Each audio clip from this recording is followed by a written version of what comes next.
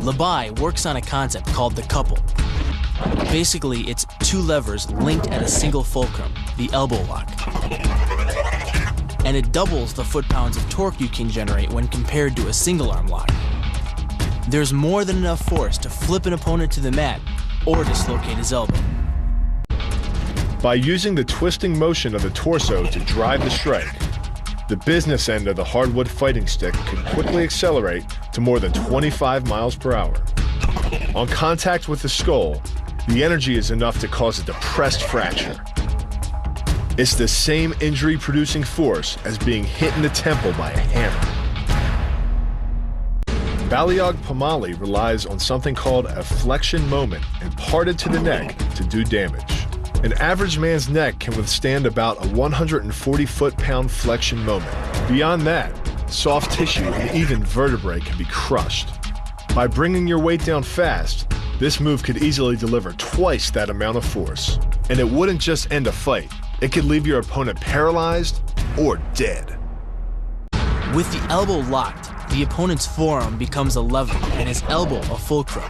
Any force applied to his wrist is more than doubled by the mechanical advantage of leverage. By jerking hard on the arm, you could easily hyperextend the elbow, the same kind of injury that you'd sustain falling hard onto your outstretched arm.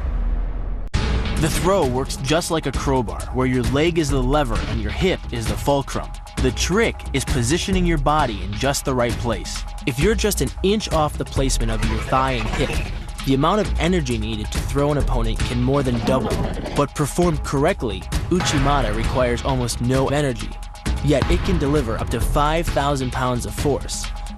If it weren't for the mat, a throw like Uchimata would be enough to cause serious injury or even paralysis. You use the strength of your legs to maintain your dominant position while you secure the choke. Just a few pounds of pressure on the collar of his gi is enough to reduce the blood flow to the brain to a trickle and end the match. Hold this move for 10 seconds and the fighter will black out.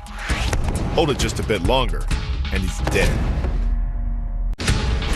By bending the elbow across the fulcrum of your hips, you're subjecting the weak joint to the leverage of two strong forces: the pull of your thighs on his shoulder and your hands on his wrists. As little as 1,000 pounds of force can be enough to destroy the elbow. The leverage of the armbar can supply much more than that.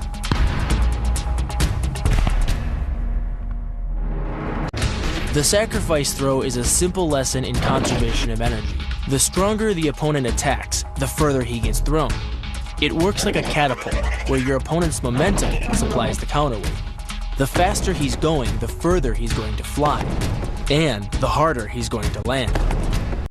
Because you don't have time to cock your arm in a surprise attack, bursting's effectiveness doesn't come from the rotational power of the torso. Instead, it's driven by the legs, which hurl you forward into your opponent. Both the block and the strike land with 300 pounds of force, more than enough to collapse the windpipe or fracture the delicate bones of the face. Doing the 360 defense requires you keep your body in motion at all times, using your arms to defend different angles of attack. The key is keeping your arms at an oblique angle with your hands open and straight so that you don't take any blows straight on.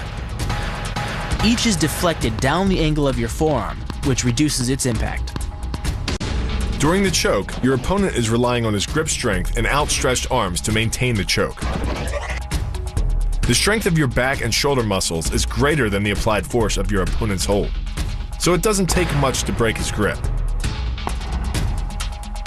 And the closer your hands are to your own neck, the greater the leverage. The disarm is basically a judo wrist lock and uses many of the same principles. By pulling your attacker forward as you turn, he loses his balance, giving you control of his wrist. The barrel of the gun then becomes a lever, allowing you to take the gun.